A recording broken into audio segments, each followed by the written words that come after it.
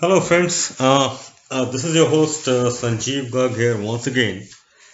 As I promised few days back that I would be explaining about the entire integration management process right from the beginning to end, and I will be using very simple language and of course some technical jargon also because that is all that is also very important from the examination perspective.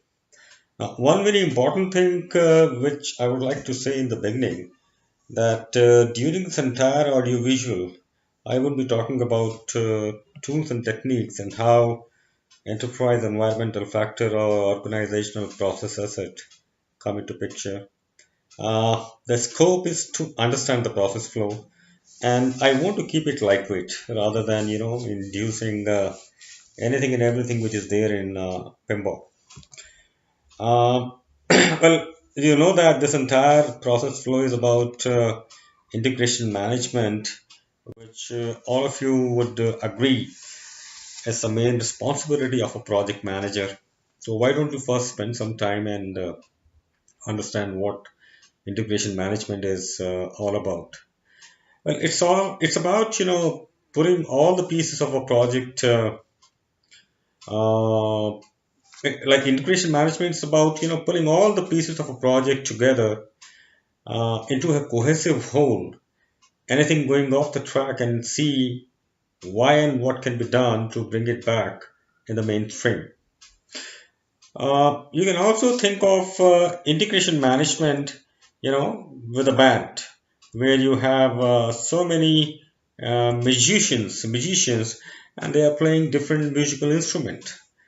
Now, what happens is suddenly one guy who is playing the violin, he stops collaborating, and you will notice incontinently, although you don't know what is happening, you feel intuitively that something is missing. Same is true for a project also. Something is off the track, and things don't seem to be going in the right direction, and that's where integration management comes into picture. Uh, you can also think about integration management as balancing all the relevant processes in all the knowledge areas with each other. One very simple example which I can think of is you are adding a new resource in the project team, and you may require to change the cost or the schedule. Well, this change may be accepted or rejected. That is a different kind of a discussion altogether. But what is important here is that one element changes its shape or volume, other elements may get impacted, and project manager has to make sure that at any given point in time, each and every element in the project is in impeccable harmony with each other. Adding further, this entire presentation takes you through an interesting trajectory and explains right through the preliminary steps when a project charter is drafted, and takes you through the final milestone, that is when the project is at the exit door, which is called as closure. So we'll start our journey from the very first process, that is develop project charter. Uh, though there are many other things which happen before project charter also, but those are outside the scope of this uh, presentation. Uh, Now, talking about project charter, uh, think of a project charter, an initial document which has planning details at a high level, also to assess whether it is feasible to start a project within the given constraint. And this document may be created by a project manager, but it is issued by the project sponsor as part of project initiation. Now, one important thing you need to remember that detailed planning does not happen until after the charter is signed. It is actually, a ceremony where you meet key stakeholder and share the high level objectives, constraints, requirements, scope, risk, and assumption in an effort to assess the feasibility of the project. Well, this artifact, which is called Project Charter, it formally recognizes the existence of the project or establishes the project. This means that a project does not exist without a project charter.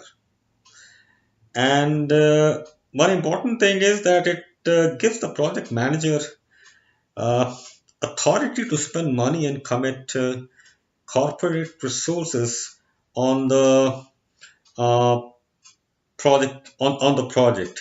Now, there are many important element of a project charter, and some of them I'm just sharing with you. It has business case, it has stakeholder, it has title and description of the project, it has authority level of the project manager, it has a stakeholder requirement, it has the measurable project objective, and many other things.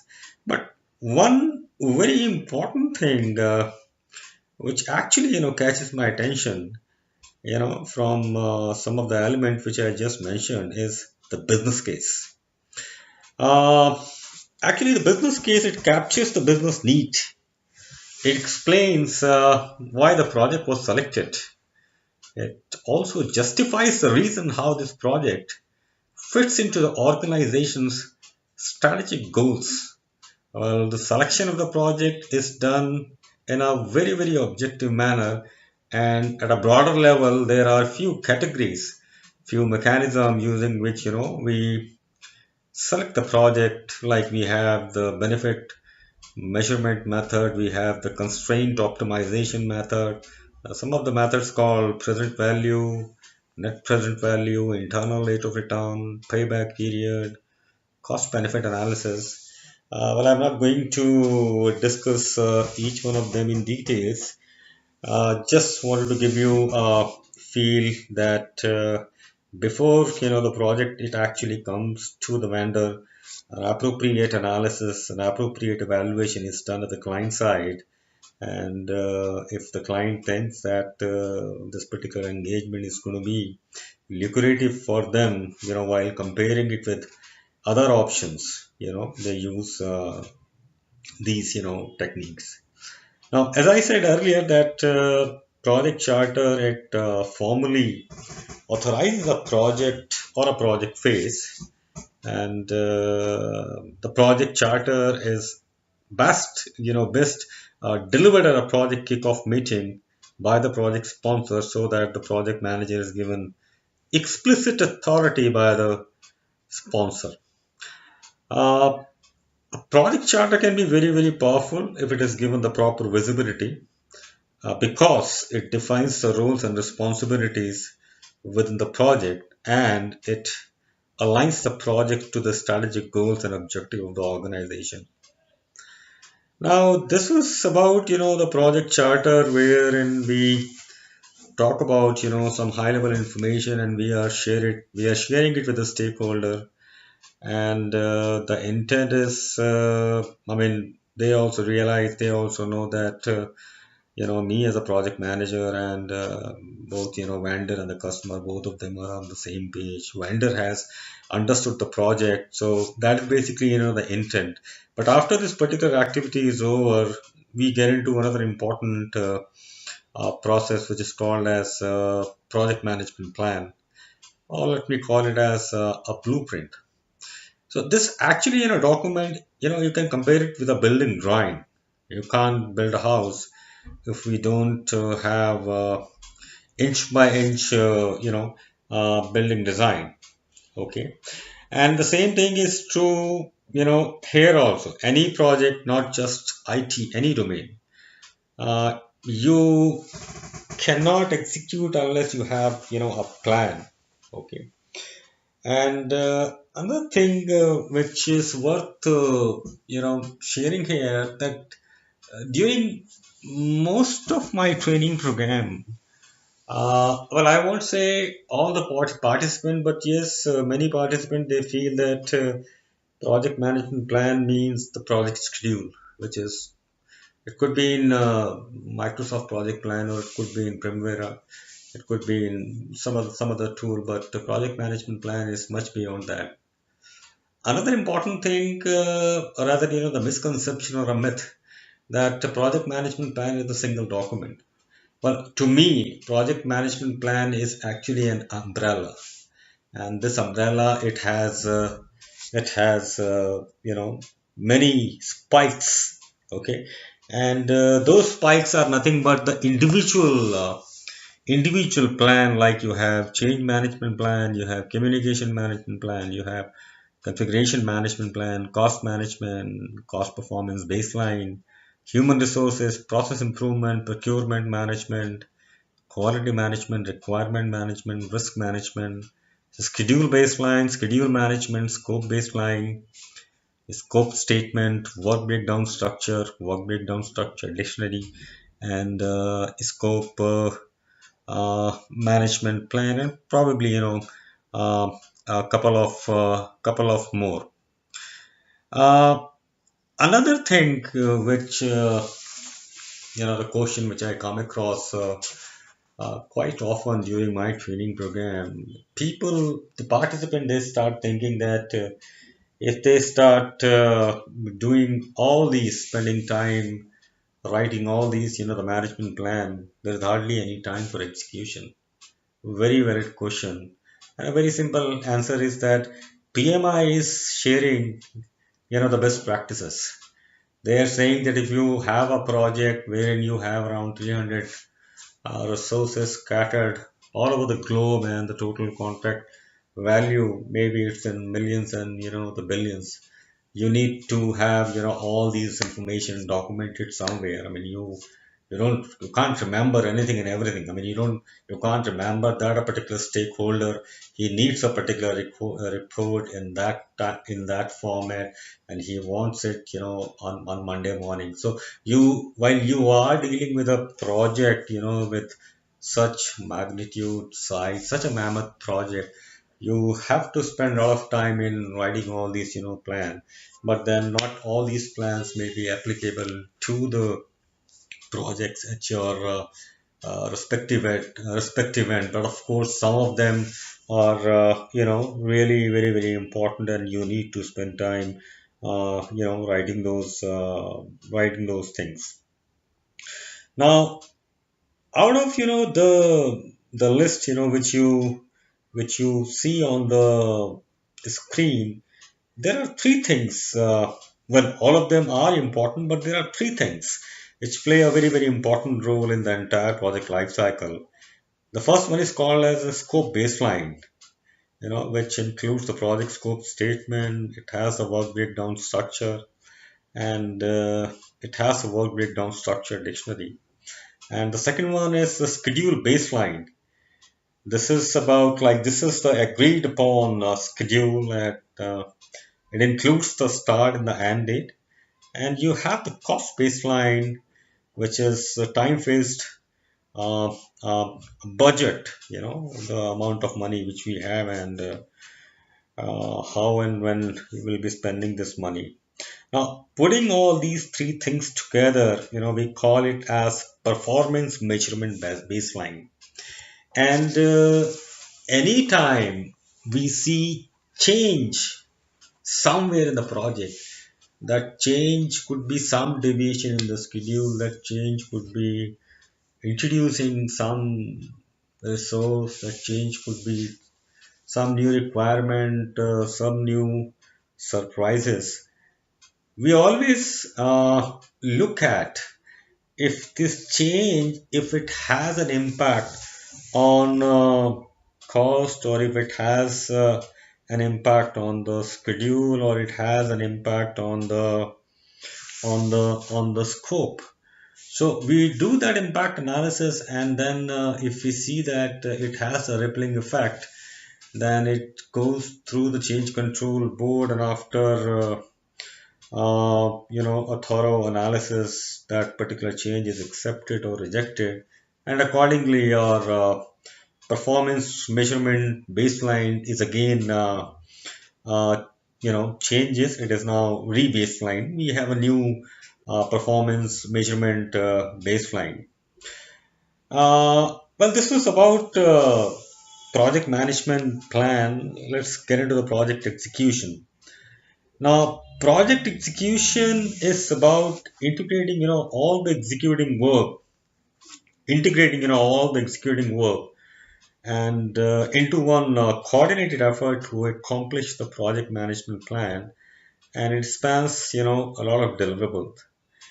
And in addition to completing the activities and deliverable in the project management plan, direct and managed project execution, it also involves requesting changes and completing the work enjoined by the approved change requests.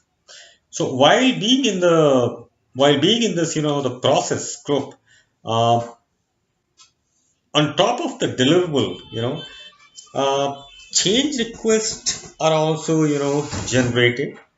And there is another interesting thing which comes out from direct and manage project work is called as work performance data. This work performance data, it has some critical information like the work completed. There are certain the key performance indicators, start and finish date of scheduled activities, number of change requests, number of defects, cost, the duration, and this data is further passed to the controlling processes for further analysis. Okay, and there's one more thing, before I get into the monitoring and controlling is the change request, which is coming from the direct and manage project execution. It goes through the perform integrated change control, and there we have a change control body. They evaluate the change and they look at the other parameter, and they approve or they reject the change. And if the change is approved, this this approved change, it again goes to the manage project execution. It's being worked upon, and again the same cycle, the same things come out. We have a deliverable that could be a new deliverable, along with other deliverable. Again, you may have CRs, and then you have the work performance report, and then work performance report is given to the controlling processes. There is another thing which you see on the screen is the project management plan update. Now, just few minutes back, I was sharing an example that while you are adding a resource in your project, it may have an impact on the schedule. That means once this change request is approved, once the relevant stakeholder they are convinced that we need to have one more resource in the project team, that means we need to shell out more money. That means we need to increase the budget. That means your cost plan, the cost number, it will be going through the change. And going forward, the reference point, as far as the cost is concerned, this reference point would be this re-baseline version of the this cost. So that is one thing which is very very important in this entire workflow, that as a result of a change request, your project management plan, they may get the updated. And after that, while we come to the direct and manage project work, they always look at the last updated project management plan, not the last one. So as I was saying that once we have made the changes in a document, like as we talked about, there are three baselines which collectively are called as the performance measurement baseline. You have the scope baseline, you have the cost baseline, and you have the schedule baseline. And throughout the project, we always keep a close eye that as a result of our change, if there's an impact on this on a concerned on a concerned baseline artifact. So whenever there is a change, whenever as a result of the change requests, if there are some changes, we always re-baseline, and all the other processes, they always look at the latest version of the document rather than looking at the earlier version. Now, one quick correction. Just few minutes back, I said that the work performance report is coming out from direct and managed project execution. So I would like to correct that. From direct and managed, we have the work performance data. Work performance report, it actually comes out from monitoring and controlling. So this data, it's actually the raw data, and you can't take any decision based on this data. This data has to be analyzed in context. So this information is actually fed to the controlling processes. We know that we have many such processes like control cost, or control schedule, control risk, control procurement. So if I talk about control schedule, here we see if we are behind the schedule or we are running ahead of schedule. We are comparing the current project performance, sorry, current project progress with the schedule baseline. When I'm talking about control scope, I'm actually evaluating the current scope being worked upon with the scope baseline. So this analysis is actually done in a context, and it is actually circulated through the communication processes. Now we have the monitoring and control project work, wherein this work performance information, it actually comes out as a work performance report from monitoring and controlling the project work, and it is fed to the managed communication process.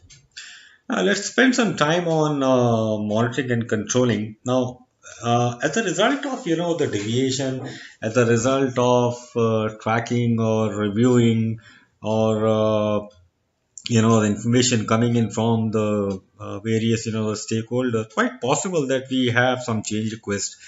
Like those change requests may result in updation to the project management plan, and also to the project document. Uh, some of the critical pointers which are actually looked at during this process scope, that uh, sometime it happens that the team is able to complete uh, a desired scope, okay, but the quality is not acceptable. Sometime we are able to meet the schedule, but at unwarranted, the cost. So monitoring and control project work, it's actually, it's an integration function, because the project manager must balance the demand of the different knowledge areas to control the project. Talking further, this process also uh, involves monitoring any other performance measure that the project manager has created uh, for the project. Now, one important thing which I would like to share, that if we look at the ground realities, any project, I mean, during my career of 21 years, I mean, I never saw any project where we were able to execute the project exactly, as per what we basically, planned in the beginning. So looking at the ground realities, looking at the project execution and all that planning, the amount of time we spend in the planning activity. So despite all that, the due diligence, there would always be surprises. and those surprises are something, which are inevitable. I mean, you can't avoid, those surprises. Okay, and I mean, I'm calling those surprises as here. So once we are into monitoring and controlling, once the project manager along with the team member, sometime with the QA folks, sometime with the relevant stakeholder, when they are looking at the data and looking at the data, it's quite possible that we need to raise, the change request. Possibly we may not be able to complete the project by a particular date. Maybe there are some issues in the quality. Sometime the customer is not happy with the scope coverage. There could be, n number of reasons. So all those things trigger, the change request, and once again the entire cycle is repeated. This change request, it goes to integrated change control, and it is approved or it is rejected. If it is approved, then again it goes to direct and manage project execution, and then it's being worked upon, and again you have the deliverables coming out from execution, and as a result of this change request, again it is possible that probably I may end up changing my scope baseline or my schedule baseline or my cost performance uh, baseline. So what we have seen so far, that in the beginning we developed, the project charter where we capture the high level information about the project. We capture about the high level requirements, scope, milestone, assumptions, risk, business case, and a couple of more, component. And then once it is, signed off, it is accepted by the concerned stakeholder. Now we have, the project manager who is given an explicit authority to use the corporate resources and start working on the project. We also talked about management plan, and as I said in the beginning, that most of, the people, or rather uh, most of the participants, when I say project management plan, they think project management plan is as a single document, which is not true. Project management plan is like an umbrella, and that umbrella has many spikes, and each spike, is an individual management plan. So few examples, I shared with you. I talked about scope statement, communication management plan, configuration management plan, human resources. So there are many more, management plan which you can see on the left hand side of your screen.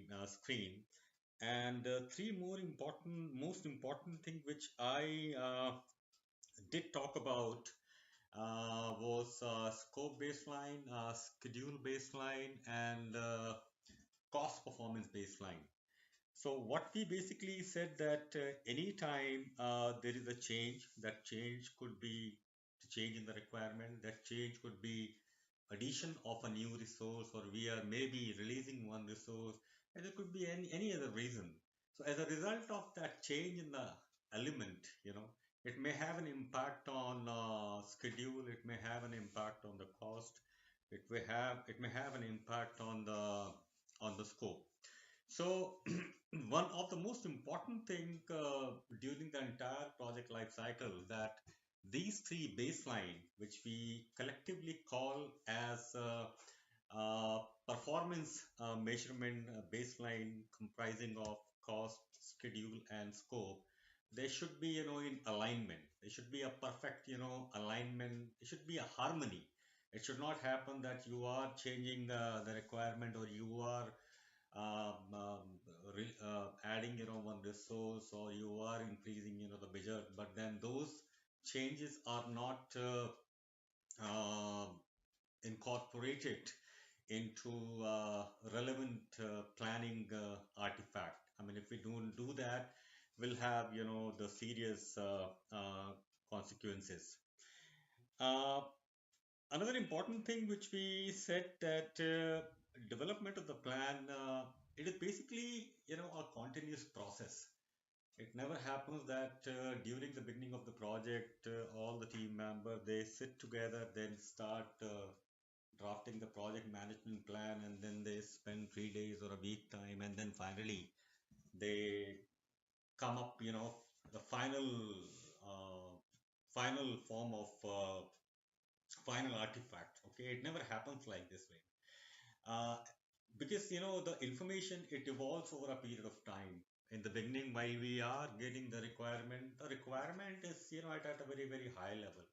So as we traverse through the trajectory, as we go along the life cycle, we see some information coming in bits and bits from the customer side, and based on that information we plug in, the information in the relevant planning document. But then one thing is very, very important that while we are into the planning phase in the beginning, in order to start, in order to execute the project, need to have good enough information to start the project. I mean, it should not happen that you do not have any clue about the schedule and you get into the execution, or you do not have any clue about uh, any functional aspect of a requirement which is very very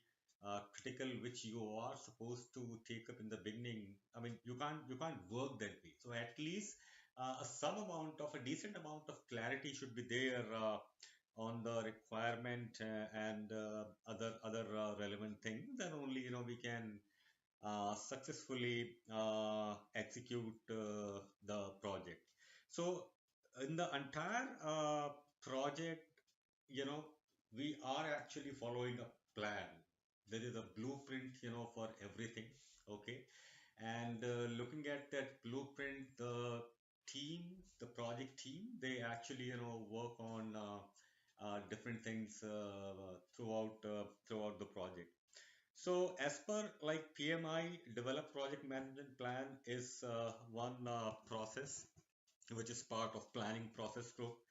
Then we have direct and manage project work, which is part of the execution process group, wherein we are looking at the project management plan, and we are doing the appropriate thing. And we also discussed about that anytime a change request is accepted, anytime a change request is approved by the change control board, it may happen that it may result in updation of a particular planning, artifact. So that particular planning artifact is re-baselined, and now going forward, we always refer to the latest version, not the earlier version. We also discussed about that while we are executing the project, three important things come out from execution. One is called as deliverable. Then we have the work performance data, and we also have change requests. So these three things are actually coming out from the direct and manage project work. I mean, even in your uh, I mean, real life. I mean, the project which you are part of, within your respective organizations. Uh, all the people, the team member, they are actually into so many activities, and somebody is coding or somebody is writing the low level specification, somebody is testing. So they are actually producing a lot of data. That data could be in terms of uh, schedule plan versus actual. The data could be the defect. The data could be in terms of the cost, and other important element in the project. And that data is continuously monitored by the concerned folk, not necessarily the project manager, because as I said, that project manager is not like somebody who actually does anything and everything. Yes, he he is actually the face of the project, and then he should be informed about everything. But then the analysis of the data, the sharing of the information with the relevant stakeholder, it is actually done by the concerned folk, depending upon what we have captured in the communication management plan. We also discuss that while we talk about the work performance data, as we are saying data, that means basically we are talking about the raw data, wherein we are producing the data like work completed, the number of change requests, defect, cost, and lot of other the key pointers we are producing. But very important thing you need to keep in mind that this is actually the raw data. It has to be analyzed in a context. Okay, so this directly managed project work is just producing the data, and that data is actually given to the controlling processes. Okay, so like the validated scope or control schedule or control cost or control stakeholder and many other controlling the process, and there the data is analyzed in context, and I mean monitoring and control the data is I'm sorry, not the data, the information, because direct managed project work, it results in data and we act on the data, we analyze it in a context, it becomes information, and during monitoring and controlling, this information is depending upon the requirement of the stakeholder and a lot of other factor, it is actually shared with the stakeholder, and now we call this as work performance report, and it is given to manage communication.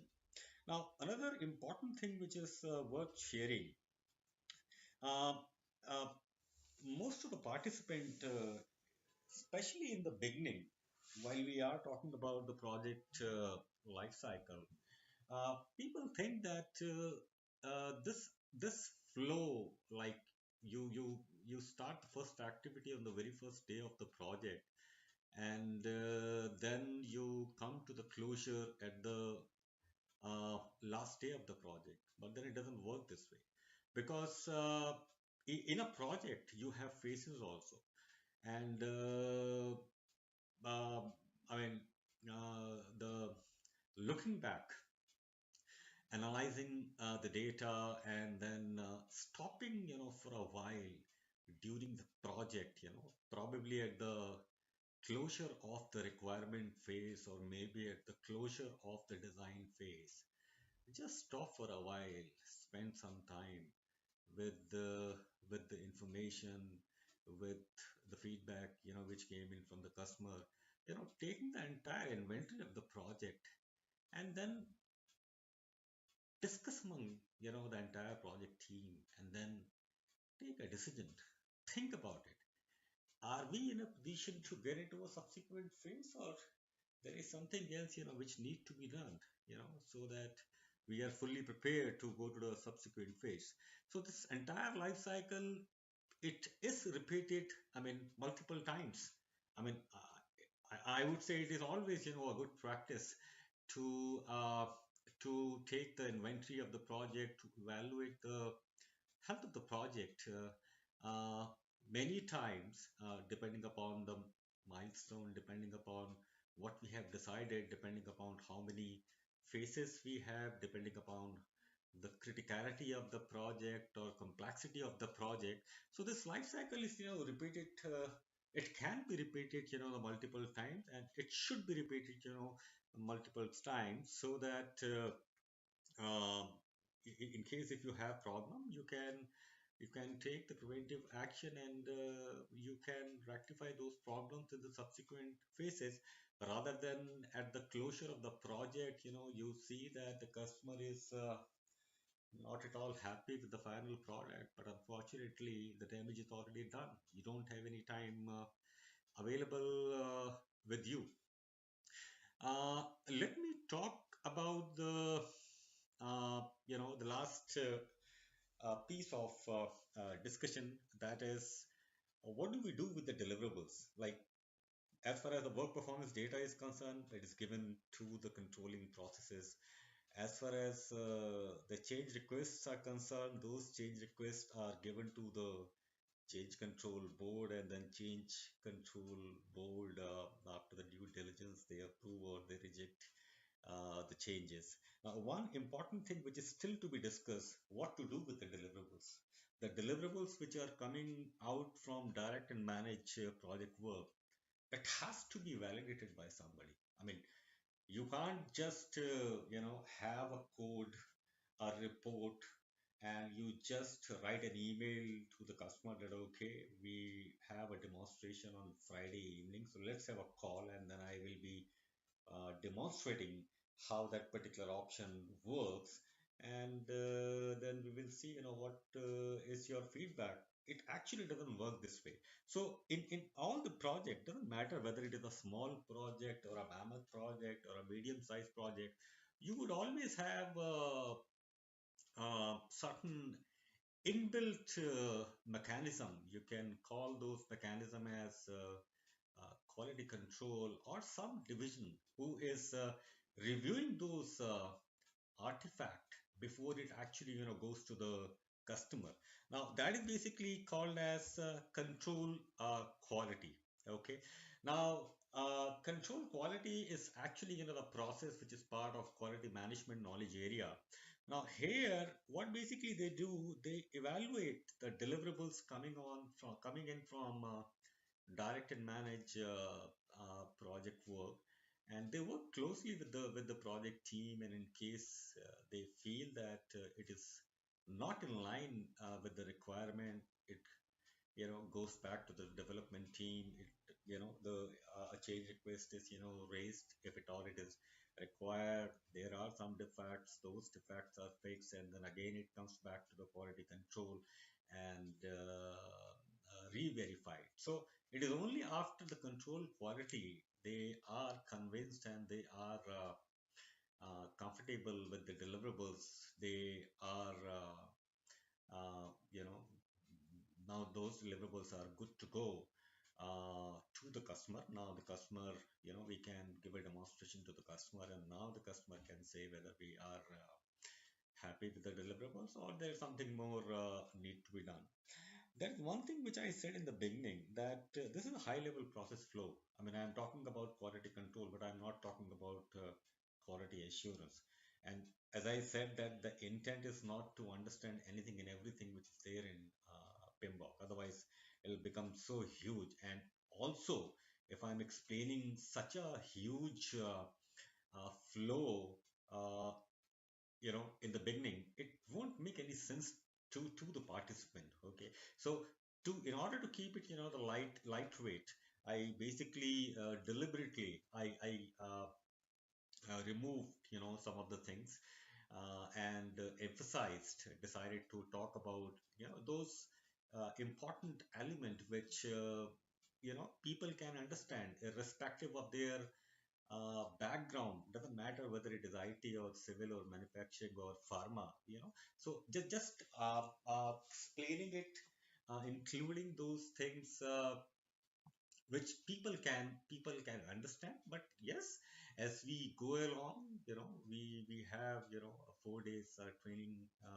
Most of the PMP training programs are 4 to 5 days. So as you develop, as participant, they have more knowledge. Now we basically plug in more complexity, and now they are able to understand, they are able to digest. So just wanted to uh, reiterate. So control quality, the deliverable, it goes to control quality, and during the control quality process, it is possible that there are some defects or some problem, and it may result in a change request which goes to the change control board, and change control board, they may approve or they can reject a change request, and the needful thing is actually done.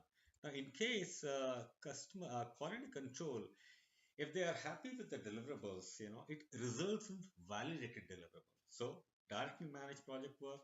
It results in deliverable. Deliverable go to control quality.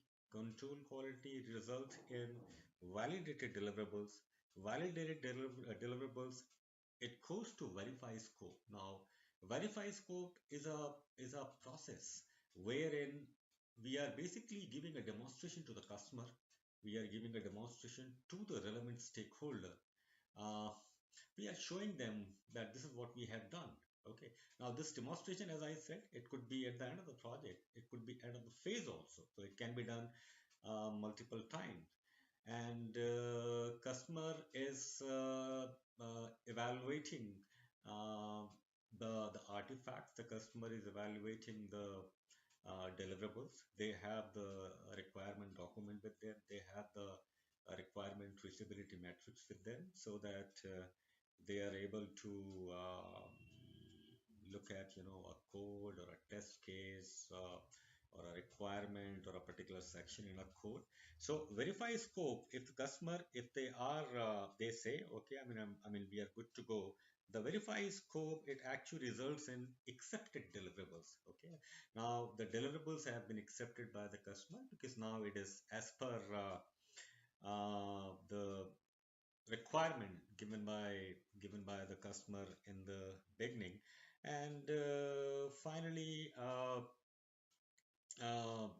okay, before closure, even at the time of the verify scope, now there may be surprises. So we may have some surprises at the time of quality control, but it is quite possible that the quality control, they also miss something, and now that particular gap is captured by the customer in the process. Verify scope, and then it also results in a change request, which again goes to the change control. But in case the deliverables are in agreement with the requirement, it results in accepted deliverables, and that is what uh, goes to the customer. And then finally we are able to close the project, or uh, close the close the phase. So this was about the entire life cycle, or a high level process interaction in as per PMBOK. And yes, you have if you have any. So guys, this was uh, what I wanted to discuss and wanted to share with all of you. Any doubt, as I said, any doubt, or you need any clarification, you can write to me at sanjeev at knowledgestuff.com, or sis underscore sanjeev at yahoo.com.